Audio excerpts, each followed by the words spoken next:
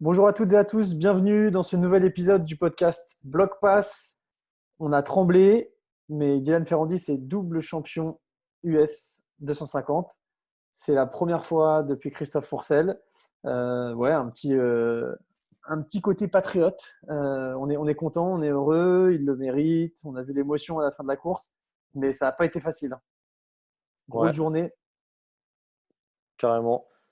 Et comme tu dis, ouais, au début, moi, je l'ai vu pas très. Enfin, je pensais qu'il était pas hyper ému. Je me suis dit, ouais, c'est un deuxième titre. Il connaît. Enfin, voilà, c'est pas comme le premier. Et en fait, sur le podium, il était super ému. Il avait un peu les larmes aux yeux aussi. Et donc, je pense que, ouais, là, il a lâché la pression et il était super ému. Et voilà, il gagne le championnat. Il a fait le boulot. En tant Je que pense Français, comme tu as dit, on est content qu'il ait gagné le championnat.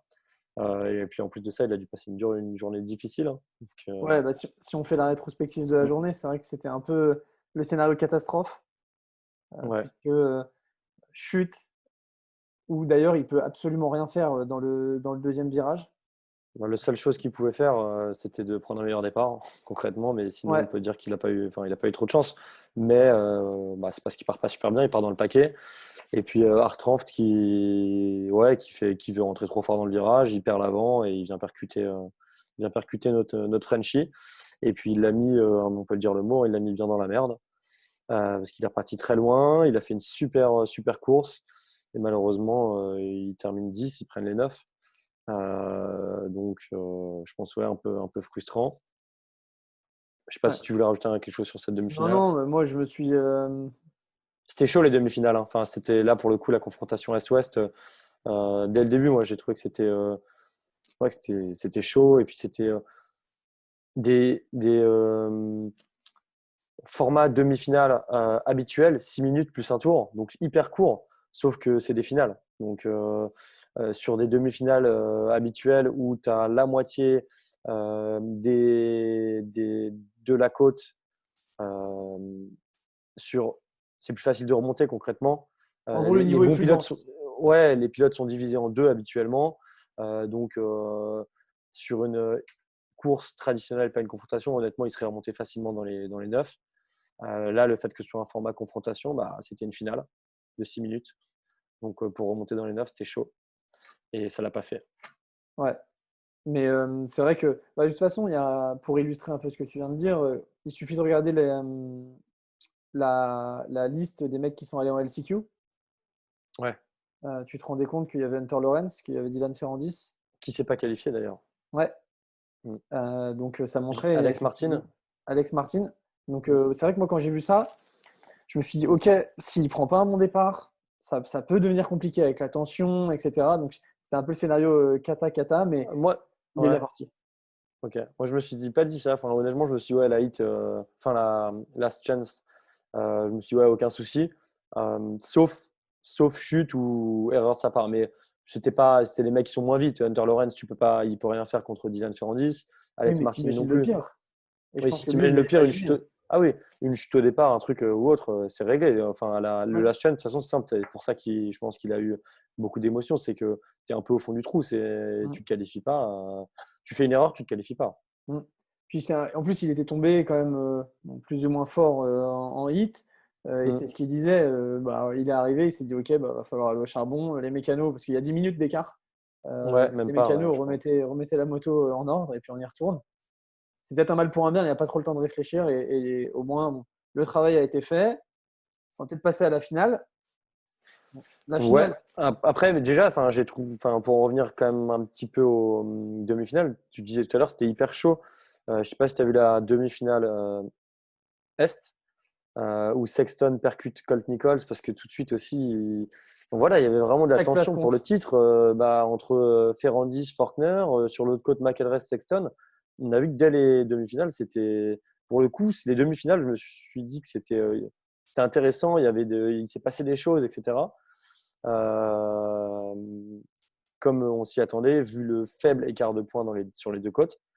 Et après, on va passer au final. Pour le coup, enfin, moi, je fais une petite transition rapide. J'ai trouvé que les finales bah, était rapidement, on a eu un tournant avec la chute de Faulkner et du coup, on a eu une finale pas très intéressante, Oui, sauf mais les 5 premières attends, minutes.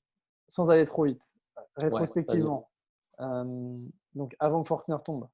on est quand même aussi pas dans le meilleur des scénarios si on se met du point de vue de Dylan Ferrandis, où il aurait fallu qu'il aille quand même sortir une belle finale parce qu'il était encore une fois parti très moyennement. Ouais, Avec la place qu'il avait, c'était pas un départ catastrophique. il était sixième, je crois, non? Il part combien à peu près? 5 sixième? 7-6, mais les autres sont déjà Ouais. devant et l'écart de points, en tout cas le classement virtuel, c'était Faulkner champion. Ouais. Et ils ne sont pas Oui. remontés si facilement. Moi, je l'ai trouvé toute la journée très tendu. Je trouvais qu'il n'avait pas roulé comme il avait roulé le reste de l'année. Et l'émotion montre aussi ça. Je pense qu'on ne se rend pas bien compte de la tension qu'il y a quand tu arrives leader avec très peu de points d'avance. Mais en effet, il y a eu ce coup de théâtre-là. Et Après, ouais, enfin, vu son tempérament, etc. De toute façon, on va pas refaire l'histoire, mais il était quand même, malgré son départ moyen, Faulkner était déjà remonté 3, je crois, mais il n'était pas non plus en tête en train de prendre le large. Et Dylan était remonté au contact du groupe devant. Je crois qu'il était cinquième ou sixième, et il était remonté au contact d'un groupe de 3. Il avait quand même au loin Faulkner en ligne de mire. Après, c'est sûr que voilà, ça aurait été une autre finale, mais bon, en tous les cas, connaissant le tempérament, tu te lâches. Donc, t'as que ça. De toute façon, il était dans une position où il devait attaquer, il n'avait pas le choix. Donc, honnêtement, moi, je suis un peu moins sûr à 100% de l'issue. ouais. De toute façon, ouais, Et tout, on on ne peut spécule, pas quoi. trop spéculer, mais il aurait dû attaquer, il aurait pu tomber, ça aurait été chaud, ça aurait été dur de Hmm. doubler. Il y avait Macadou devant, il y avait Ce, beaucoup de tenants et d'aboutissants qui étaient ce compliqués. que- Et ce ça a qu'on tout peut, changé. donc, on peut enchaîner tout de suite. Donc, Faulkner tombe, se blesse. Ouais, Ce énorme coup qui, de théâtre. Énorme coup de ouais, théâtre. énorme coup de théâtre. Donc, Faulkner tombe, se blesse.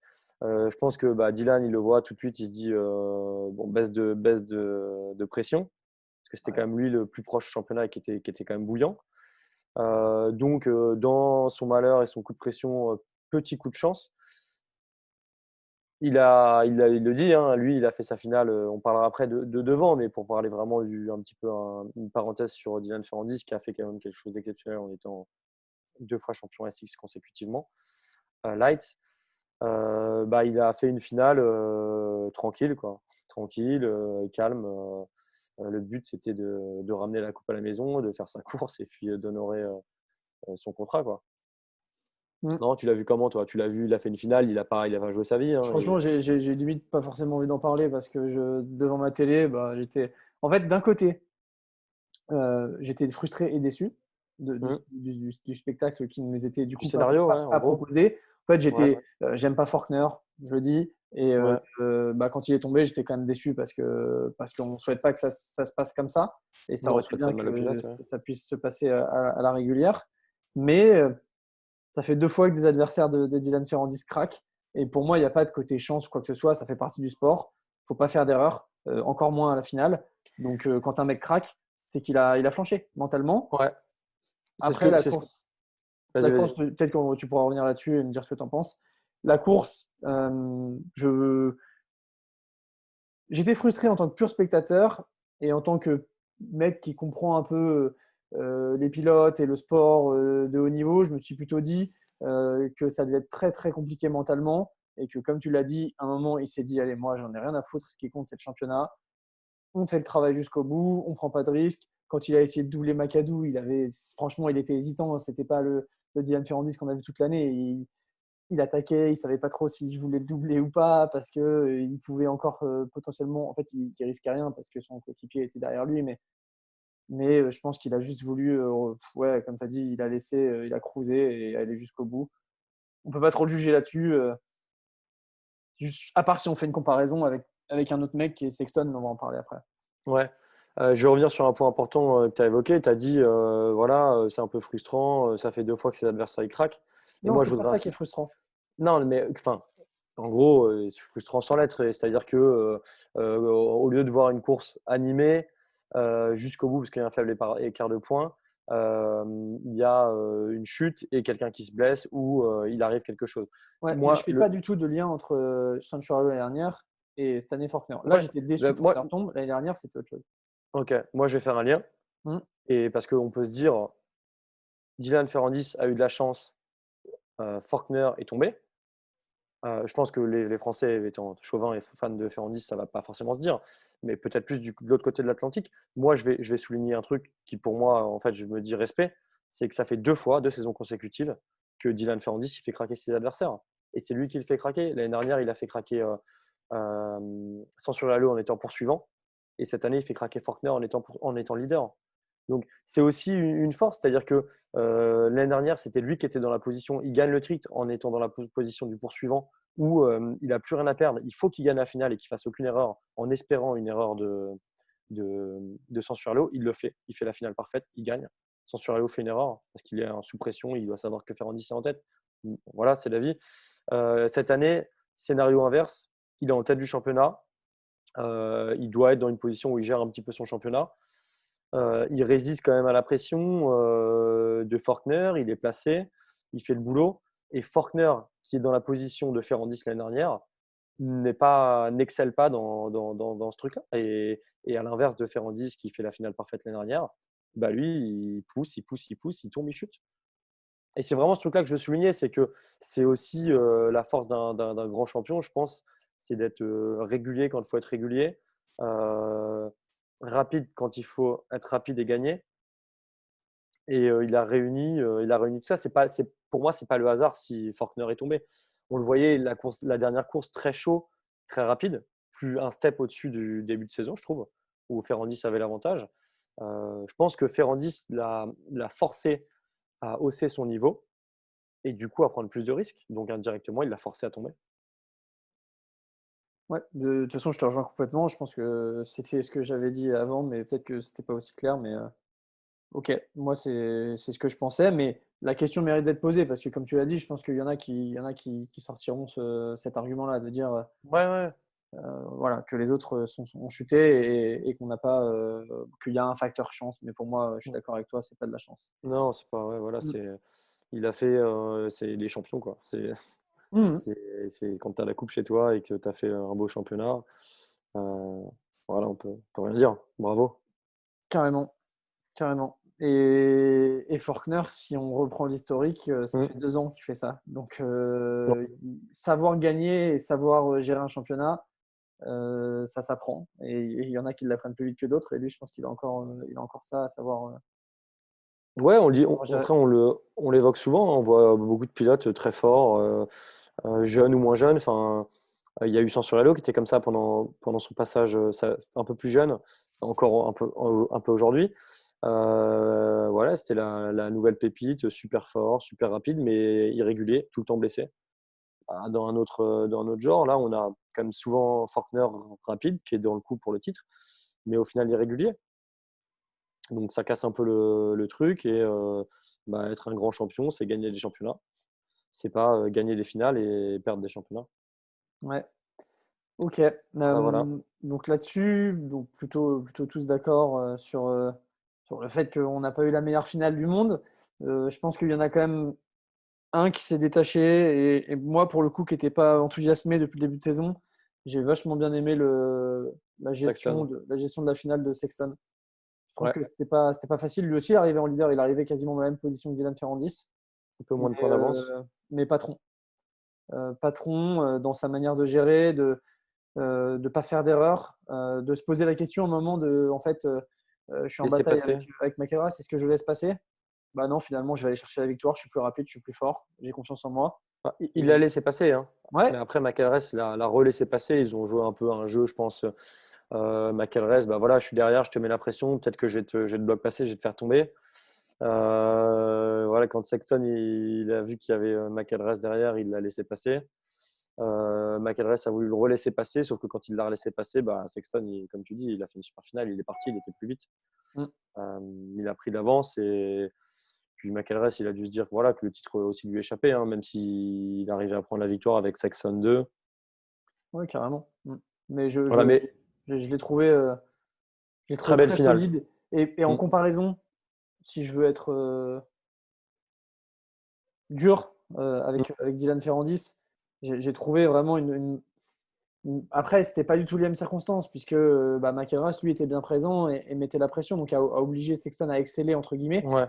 Mais en termes de gestion de pression, j'ai trouvé que Sexton était très fort, quoi. Honnêtement, n'avais pas l'impression, et même jusqu'au podium, au niveau de l'émotion, je l'ai trouvé beaucoup plus poker face et très, comment dire, très froid, quoi. J'ai gagné mon Ouais, championnat, j'ai fait le job, allez, c'est parti, on part en co- 450. comme un Thomas qui nous a lâché un petit sourire, mais pas trop, quoi. Pas trop Ouais. d'émotion. On est Mhm. habitué à le voir comme ça, mais Et c'est ça un m'a point aussi fort d'un surpris. côté, hein. Ouais, de lâcher des émotions. Non, de pas en laisser Bah, ça justement, de dépend pas laisser pourquoi. transparaître. Bah, Après, dans c'est le sport, humain je et trouve je que pense. c'est plutôt Bah, côté sportif, évité. c'est bien de pas, t'as raison, de pas montrer l'émotion. Après, décrocher un sourire et montrer que tu es ému quand tu as gagné ton premier titre ou ton second titre, ça fait partie du côté un peu humain où peut-être que toi et moi, on va se retrouver dans, enfin, par rapport à des choses que tu vis. Tu te dis, bon, bah, c'est humain d'être content quand il t'arrive quelque chose de bien, quoi. Non, mais c'est humain, ok. Mais si on prend, je trouve qu'il y a une corrélation entre la gestion en course froide, carrée et sans erreur de Sexton et sa réaction sur le podium, Mhm. et un Ferrandis, où tu vois qu'il a tremblé et où tu vois qu'il est très ému, etc. C'est dans ce sens-là où je dis que c'est intéressant quand tu es un sportif de haut niveau et que tu as beaucoup de pression à gérer, de savoir la gérer et de tout mettre de côté et d'être très froid. C'est juste dans ce sens-là que je dis ça.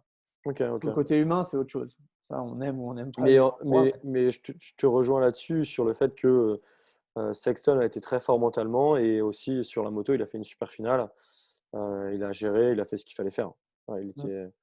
voilà. Après, beaucoup de personnes s'attendaient, moi aussi, mais au final, c'est pas une confrontation de milieu de championnat, donc c'est un peu, ça change la donne. Mais on s'attendait à une vraie confrontation Est-Ouest et puis pouvoir conclure à la fin. Ah bah tu vois, la côte Est, elle était plus forte, je te l'avais dit, ou l'inverse, la côte Ouest, elle était plus forte, je te l'ai dit. Bah, honnêtement, on ne peut pas en conclure ça. Là, c'est deux pilotes de la côte Est qui font premier et deuxième, juste parce qu'en fait, c'était les deux qui étaient en compétition encore dans cette finale. Dylan Ferrandis, bah, il n'était plus en compétition après le nouveau départ. Il était en compétition avec lui-même pour finir sa course et puis basta, quoi. Complètement Donc c'est d'accord. pour ça, je pense qu'on a vu ouais, des pilotes de la côte Est devant, tout Mm. simplement. Oui, Voilà. oui, Mais je pense qu'il c'est n'y pas, a aucune conclusion à tirer de ça. ouais, voilà, c'est pas, ça ne montre pas le niveau. On ne peut pas en conclure d'un niveau supérieur de la côte Est. Ce serait une erreur pour moi. Oui, complètement. Ouais, surtout si tu regardes le classement, Puis même les chronos dans non, l'après-midi. Hein, les chronos et de manière objective, même le classement en vrai ne montre pas ça. Là, je suis en train de regarder. Tu as Mosiman qui est troisième, Ferrandis 4, Jet Lorenz 5. Donc en Oui, termes de oui, mais quantité, le classement ne montre pas ça. Au final, le vainqueur, c'est quand même un mec de la côte Est. oui, Et mais un le et 2. second Mais si aussi. on prend le niveau global, si on prend le Oui, niveau global, je pense qu'il n'y a pas grand-chose à tirer de ces résultats. Il y a des circonstances qui sont très spéciales. ouais, Mais mais en tout cas, tu parles de niveau global, mais quand tu regardes, quand tu veux dire qui est le plus fort, tu dis ouais, le niveau global est meilleur ou tu dis le mec qui est champion côte Est, il est meilleur que le mec qui est champion côte Ouest. bah, c'est deux Moi, choses ouais, différentes. bah ouais, moi je pense que parce que On a les quand gens, même. ce qui excite les gens, c'est de voir qui est le meilleur. Mais ce qui excite les gens, ok, mais quand tu juges le niveau global d'un championnat, on l'a dit quand on a retrouvé la côte ouest, à un moment on s'est dit, Ouais, quand tu pars loin pour remonter, c'est plus compliqué, etc. Donc c'est deux sujets différents, je suis d'accord. Mais le niveau côte ouest, dans tous les cas, était plus homogène. Ça, c'est sûr pour moi. hmm, Et pour moi aussi, le niveau de la côte Est était le premier pour moi, Dylan Ferrandis, sur une course normale sans pression, est plus fort qu'un Sexton. Malheureusement, on n'a pas eu ce scénario, on ne l'aura pas. Voilà. ben, on le verra en Peut-être l'année 450 prochaine en l'année 450. prochaine. Exactement, ça Bah, nous fait une peut-être, c'est petite sûr. surprise. Ouais. Du coup, ouais, je voulais en parler vite fait avant de passer au 450. Du coup, on va retrouver de manière certaine, on ne sait pas encore où, Dylan Ferrandis en 450. Ouais. Chase Sexton en 450 en tant que coéquipier de Ken Roczen. Ouais, belle Beau équipe. Hein. duo, ouais, Ouais. carrément. Je pense qu'on va retrouver quand même un. Enfin, moi, je vois bien un Dylan Ferrandis chez Yamaha. Moi aussi. Ce Et sont un petit peu les rumeurs, ce que disait Eric après, Carmichael on hier va en faire le live. tour. Ouais, Ouais. peut-être que. Et donc, du coup, Shane McElrath, Mm. où là, pour le coup, c'est aussi un beau mystère. Ouais. Donc, le seul signé pour l'instant, c'est Chase Sexton. C'est En sûr effet, que McElrath se passe en 450. ouais, il a pas il a trop de points. Ok, d'accord. Il a trop de points, donc il n'a pas le choix. Ok. Il n'a pas le choix, il doit passer en 450. Et c'est un peu bouché. Enfin, je ne vois pas où il va signer, pour être honnête. Comme tu dis, Enfin, ouais, c'est un dans un peu. team officiel. Ouais, il y a du monde. Hein. Mm. Là, ça commence à être 4,50, ça rigole pas. c'est clair. Du coup, oui, bon, Ferrandis, on imagine. En tout cas, moi, quand je vois les deux mecs qui étaient titulaires cette année, je pense qu'il a les qualités pour être meilleur que les deux. Ouais, Donc pour les citer, Justin Barcia et Aaron Aaron Plessinger. Plessinger. Aaron Plessinger qui a quand même pas mal déçu, je pense, du côté de chez Yam. Bah, il est champion light. Mm. Il passe en 450. La première année, on peut dire bon, il fait rien et il se blesse, donc il continue de rien faire. Et deuxième année, il fait rien, donc il fait rien sur 2 ans, quoi. Stylé. Un petit peu. Beau palmarès. Ouais. Voilà. Après, Mais il a rien montré, quoi. respect. Enfin, c'est un pilote professionnel de motocross, mais Oui, juste mais si je si on analyse le truc objectivement, il n'a pas fait de résultats. Il n'est pas dans le top 5 ni dans le non, mais si t'es le top proprio 3. du Ou... team, franchement, moi, je leur signe pas. Ouais, voilà, si tu es Yamaha et que tu fais des chèques et que tu veux engager un pilote potentiellement titrable, Yamaha en général, c'est quand même une marque qui s'investit pas mal dans la compétition et qui veut des résultats. Bon, ils ont un mec qui gagne en général l'ouverture du championnat qui s'appelle Justin Barcia. Après, c'est un peu plus compliqué.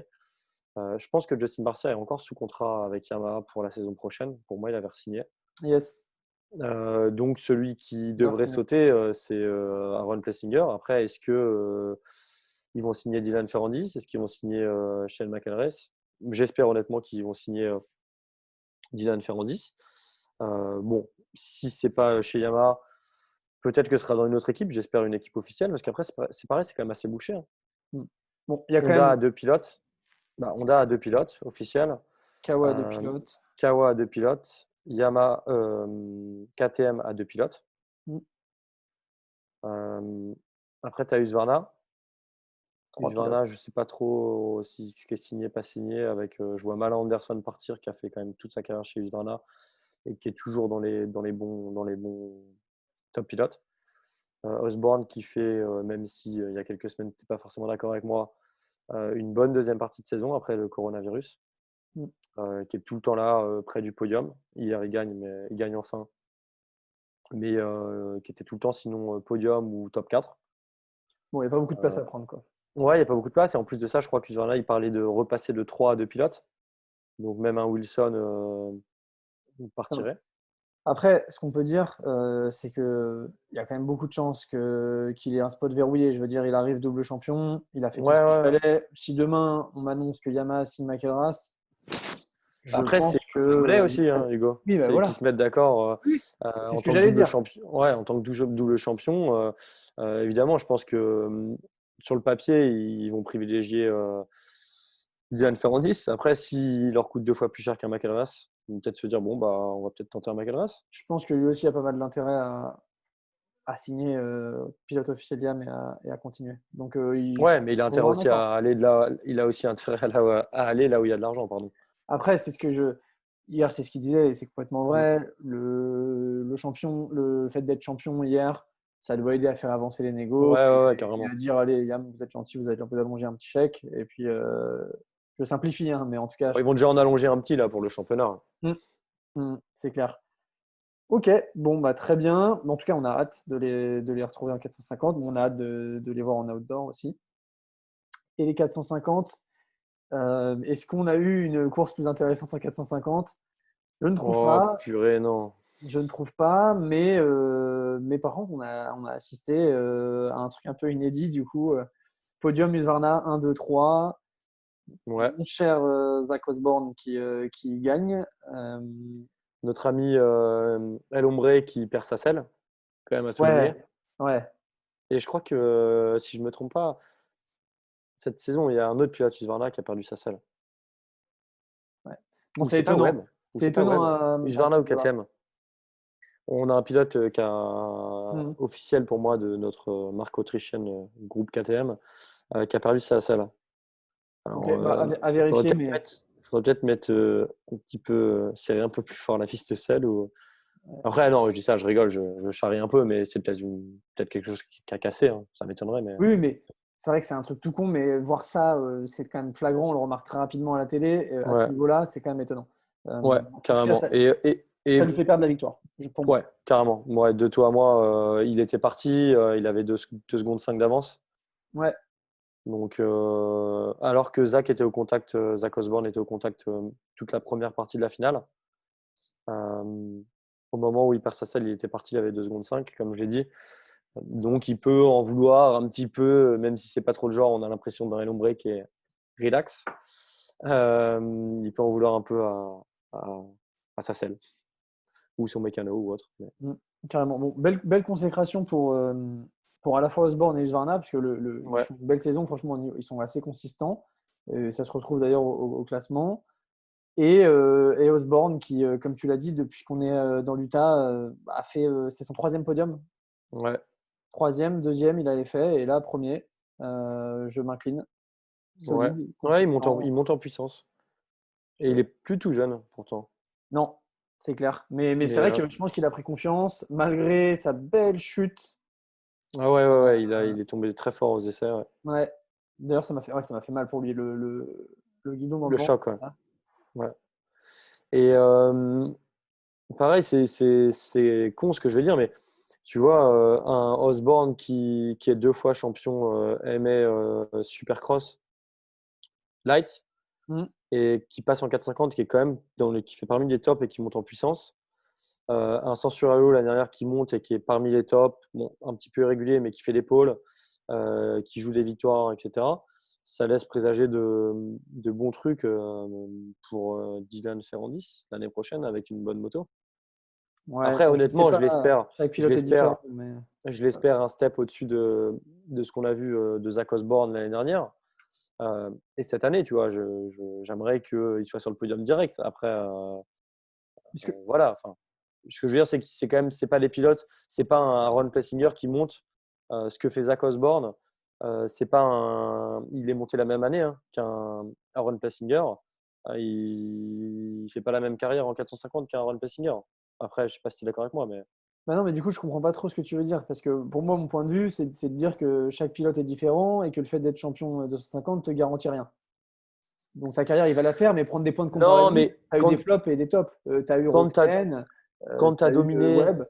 quand tu as dominé et que tu as été double champion light, en général, c'est un bon indice quant à tes performances en 450. Et ce que je veux dire, c'est que ça confirme en voyant Zach Osborne avoir une carrière en 450 plutôt correcte. Et aujourd'hui, on peut dire qu'il est parmi les tops. Il est capable de se battre un peu avec Webb.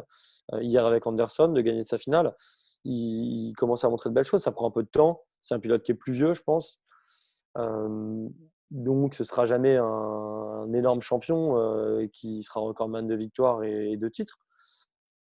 Mais contrairement à des pilotes qui ont gagné un Savadgui, un Plessinger, qui ont gagné un championnat euh, et qui montrent rien derrière en 450. Enfin, voilà, ce que je veux dire, c'est qu'il y a une corrélation pour moi entre être double champion et avoir dominé 2 saisons consécutives et avoir gagné un championnat, monter en 450 et être au milieu du tableau. Ok, pourquoi pas. Ça vaut ce que ça vaut. Non, Ok. mais je pense que je peux pas te contredire. En effet, quand tu es double champion, tu arrives dans les meilleures dispositions et tu as un certain potentiel. Donc, Mm. on verra, mais ça présage de belles choses. Moi, ce Et qui ouais, m'a mon gars. Moi, ce qui m'a beaucoup déçu, c'est Ken Roczen et Cooper Webb, où je me dis ils vont se mettre une belle bagarre pour la deuxième place du championnat. Et Et non. Roczen, je ne sais pas ce qui lui est arrivé, mais Tu penses que quoi? Tu penses que Webb s'est calqué sur le niveau de Roxane qui est redevenu un ouais. step, voilà, une course avant sa dernière victoire? Moi, je pense aussi, je pense concrètement, je pense ça, c'est pour ça que je te l'annonce de cette façon, mais Webb, il savait qu'il fallait qu'il fasse juste devant Roxane, que c'était son adversaire pour la seconde place du championnat, que pour avoir le titre, concrètement, je pense qu'il a arrêté un peu d'y croire. Il s'est concentré sur la deuxième place, il s'est mis devant Roxane et puis basta, quoi. Bah, quand on sait à quel point, et on en a déjà parlé, c'est un pilote qui est malin, ça ne m'étonnerait pas du tout qu'il ait fait ça. Mmh. Et je pense que c'était la bonne décision d'ailleurs. Ouais, Honnêtement, lui, je lui en veux pas. Je suis un peu plus perplexe devant la fin de saison de Roxane. Je ne sais pas trop comment me positionner. En effet, il reste Ken Roczen, il est capable de gagner, il est fort, mais qu'est-ce qui se passe quoi? Je sais pas. Je sais pas ouais. comment. Pourquoi, quand il part loin, il n'arrive pas à remonter? Il y a plein de choses. Alors, tu ne sais pas si c'est mental, si c'est physique. Pas mal de questions En en tout cas, c'est suspens. sûr en tout cas, c'est sûr qu'hier, c'était pas le Roxane de la finale précédente qui gagne, quoi. Ouais, ça, c'est clair. Ouais, c'est, Donc, ça ne nous a pas donné une après, grande finale. ouais. Après, on peut en vouloir à un mec. On peut en vouloir à Eli Tomac d'être arrivé Ah, avec 25 points d'avance au championnat. oui. Forcément, ça a tué le truc. Ouais, ouais, non, non, C'était mais quasiment possible. Non, respect, c'est un beau champion, il le mérite. Il a fait une très belle. Bravo, monsieur Tomac. Il a fait une très belle saison. Il a bien géré. Je trouve qu'il est passé euh, dans la cour des champions 450. Je trouve qu'il est passé un peu dans une autre catégorie quand on a vu la gestion de sa saison, euh, les moments dans lesquels, enfin, les moments où il a su rebondir, être fort, gagner, etc. C'est une super saison pour Monsieur Tomac. ouais. Et il le disait, hein, que bah, c'était un dénouement pour lui incroyable. Enfin, mm. Enfin, parce que ça fait 7 ans dans cette catégorie-là maintenant. Il a Et utilisé ce mot-là en anglais sur le podium. Ouais, il a dit enfin. ouais, parce que, Mm. mais on se rend compte, hein, que bah, faut pas sous-estimer ce que c'est de mener de gérer un championnat de bout en bout et d'y arriver en fait. Parce que je pense qu'il s'est vu y arriver plusieurs fois, Eli Tomac, et en fait, il faut apprendre. Il y a des choses, pas faire d'erreur au mauvais moment. Quand tu peux être dans un jour catastrophique, arriver à faire 3 ou 4e, et c'est dans ces jours-là qu'on gagne un championnat. Donc, euh, je pense que ouais, il est mature et qu'il va encore Ça, être très fort dans les prochaines années, ça malgré nous qu'il ait rappelle, déjà un certain âge. ça nous rappelle que en fait, c'est pas gagner un championnat de 17 courses, c'est pas facile. Ouais, ouais, clairement. Et Tu puis vois, que ça nous rappelle que c'est pas parce que tu es rapide que tu ouais, finis champion. c'est toute une gestion et mettre tout bout à bout, etc. Et ça doit être énormément de travail. Mm. Complètement. Voilà. Complètement. Donc Cooper Webb qui finit second, beau second aussi, je trouve. Beau second, on en avait parlé Mm. un petit peu pronostic d'avant reprise du championnat. Mm. Euh, honnêtement, nos pronostics sont plutôt satisfaisants. On avait Ouais, vu Thomas champion, on avait vu Webb revenir piquer la deuxième place à Ken Roxen. Et c'est ce qu'on a dans le classement, hein. Thomas, ouais, Webb, Roxen. Trois beaux champions quand même. ouais. Bon, moi je suis un peu plus mitigé sur la fin de saison de Roxanne. Oui, Mais, c'est quand mais même oui, trois. On bien a le sûr. mec le plus populaire du motocross mondial qui fait troisième. C'est sûr que ça ferait rêver plus d'un qui soit premier. Mais on a quand même, voilà, Thomas champion, un des mecs qui a gagné le plus de finales en Supercross US. Cooper Webb qui est champion l'année dernière, qui fait deuxième. Et Ken Roxen, le mec le plus populaire qui finit troisième. Enfin, ça nous fait un podium quand même hyper costaud. Oui, non, mais évidemment, et quatrième, Jason Anderson, Ouais. c'est pas les blaireaux du coin, bien sûr, Mm. mais non, non, non, mais oui, c'est un beau championnat. Après, au niveau de la manière, pour moi, on a vite été sur un mano à mano Cooper Webb, Eli Tomac sur la fin de saison, et c'est ce que je retiendrai si je dois faire un pronostic à l'heure actuelle Ouais. pour l'année prochaine. Ouais, mano à mano à distance enfin, pressing de Cooper Webb Mm. pour essayer de recoller à Eli Tomac. Yes, Alors honnêtement, c'est vrai qu'en première partie de saison, par contre, on avait un beau mano à mano Thomas Croxen, hein. clairement, C'est vrai qu'on a clairement. eu vraiment, on peut le dire là avec maintenant que c'est fini, mais on a eu vraiment deux championnats, je trouve. Ouais, ouais. Enfin, Roxane, ouais, Roxane on a eu deux. a eu beaucoup plus de mal sur toutes les épreuves qui sont déroulées à Salt Lake City. Voilà, après, tu veux enchaîner sur quoi? Tu veux parler de la saison Bon, on n'a plus prochaine? rien à se dire, non. Ouais. Je voulais parler et je pense que ce serait une bonne manière de terminer. Pour la saison prochaine, peut-être qu'on fera une autre vidéo et Hmm. tout, où on se projettera un petit peu plus. Ouais, Mais c'était surtout pour les 250 où je trouvais que c'était intéressant d'en parler un peu du passage. Il y aura toute une période de transfert, etc., où ce sera intéressant de suivre. Mais peut-être finir sur la fin de carrière de Chad Reed, où il a dit qu'il allait ouais. revenir faire quelques épreuves. Mais légende, on l'avait mis dans notre top 10 respectif. Je sais pas si Légende. t'as vu la petite vidéo qu'ils ont fait Supercross? Non, je ne l'ai pas regardé. Ouais, vraiment cool. Tu Bon. vois en gros un Chad Reed en pleurs et Mm. enfin les larmes aux yeux qui raconte un petit peu sa prise de retraite. Mm. Et tu te rends compte que je pense que c'est une page énorme qui se tourne pour lui. Et du jour au lendemain, de passer d'être tous ces week-ends à faire des compétitions de moto et de se dire enfin j'arrête. Enfin, je me suis mis à sa place, tu vois, en voyant la vidéo. Et tu te rends compte que l'émotion, elle doit être énorme, Ah bah, vraiment. Parce qu'il dit, entre guillemets, adieu à une partie de toute sa vie. le Et ce mec, qu'il a fait, voilà, c'est un grand champion. Il a couru contre les plus grands champions des, je pense, 2 voire 3 dernières décennies. mm.